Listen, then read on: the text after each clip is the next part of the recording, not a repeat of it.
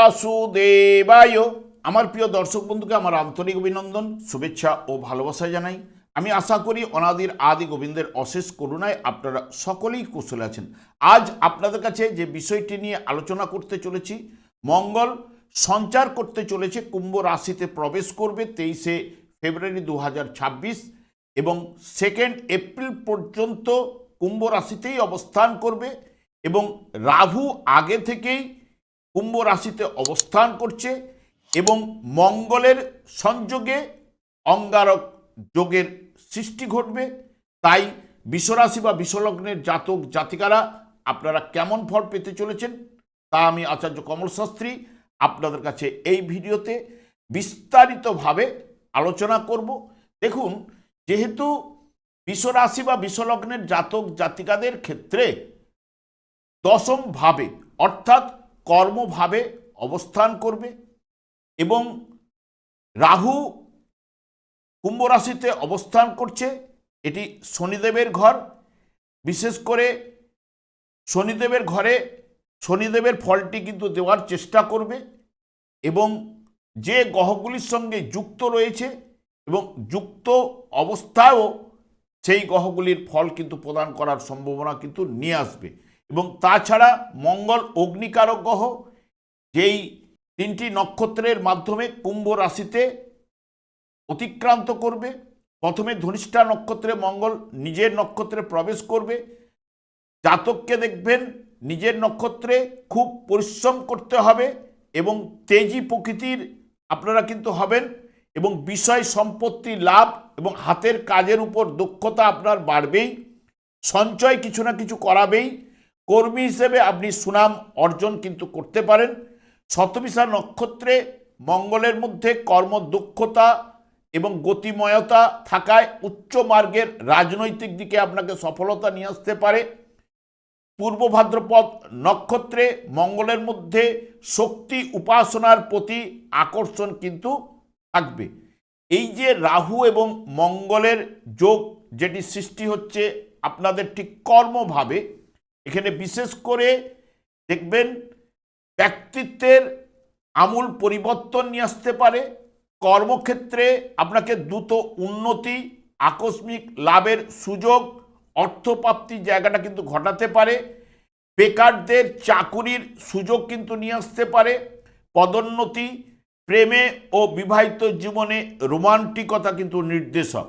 তবে রাহু এমনিতেই বায়ুকারক গ্রহ, বায়ুরাশিতে আসীন এবং মঙ্গল অগ্নিকারক গ্রহ এবং বায়ুরাশিতে প্রবেশ, যেটি অগ্নি এবং বায়ুর সংযোগে একটি এই যে অগ্নিকে জ্বলতে সাহায্য করে কিন্তু বায়ু, সেই কারণে এখানে যে জায়গাটা যে যোগটা সৃষ্টি হচ্ছে সেটাকে বলা হয় অঙ্গারক যোগ।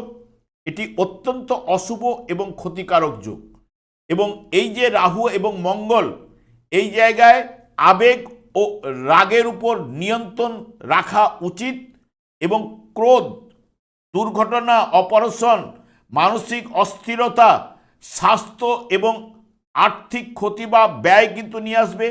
কাজকর্মের উপর বিলম্ব বাড়িয়ে তুলতে পারে এবং শত্রু বৃদ্ধি ঘটাতে পারে এবং দৈব দুর্ঘটনায় অর্থ এবং সম্পত্তির ক্ষতির সম্ভাবনা নিয়ে আসতে পারে।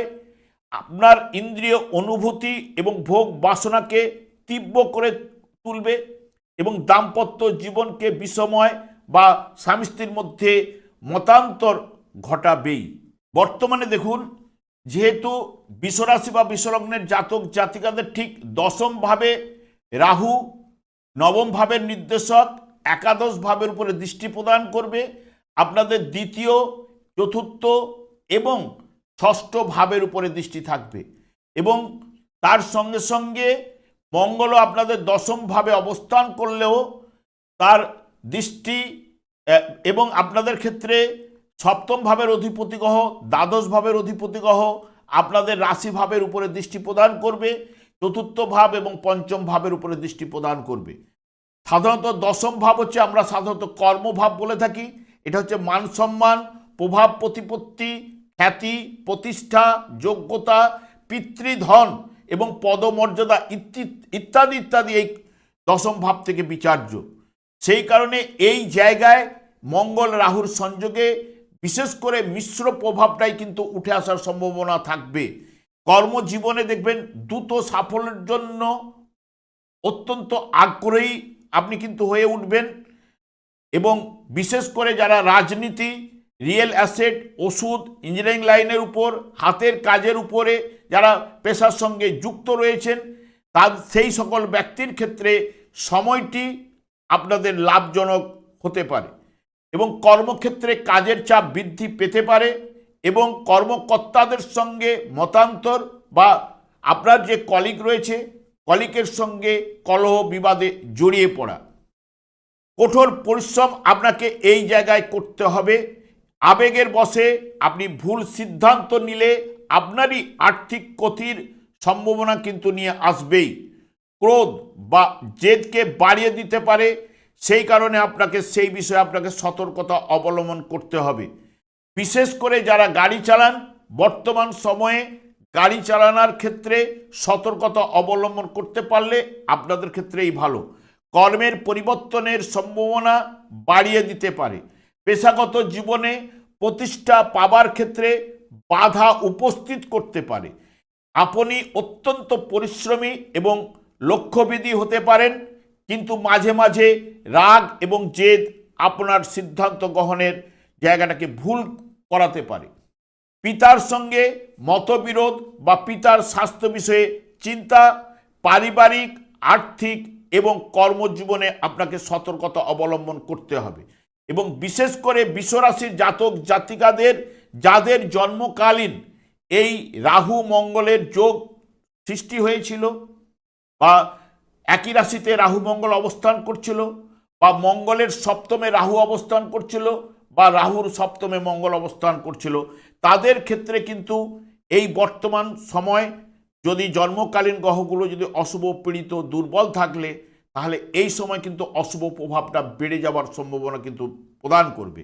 এবং তাছাড়া আপনাদের কর্মভাবে যে গ্রহগুলির সংযোগ ঘটছে, এখানে বিশেষ করে এই যে রাহু মঙ্গলের যেরকম যোগে অঙ্গারক যোগ সৃষ্টি হচ্ছে, রবি এবং মঙ্গলের সঙ্গে এখানে মঙ্গল আদিত্য যোগ, বুধ এবং শুক্রের সংযোগে লক্ষ্মীনারায়ণ যোগ, এবং রবি বুধের সংযোগে বুধাদিত্য যোগ সৃষ্টি হলো। এখানে বুধাদিত্য যোগের ফল কিন্তু উঠে আসবে না, এবং তার সঙ্গে সঙ্গে এখানে এই মাসের ক্ষেত্রে দুটি গ্রহণযোগও থাকছে, সূর্যগ্রহণ এবং চন্দ্রগ্রহণ। বৃহস্পতির দৃষ্টি আপনাদের ঠিক এই কর্মভাবে কিন্তু থাকছেই।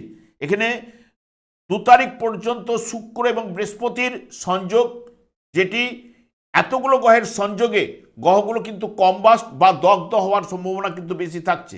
সেই কারণে অশুভ প্রভাবটা বাড়িয়ে দেওয়ার সম্ভাবনা কিন্তু উঠে আসার সম্ভাবনা কিন্তু থাকছে।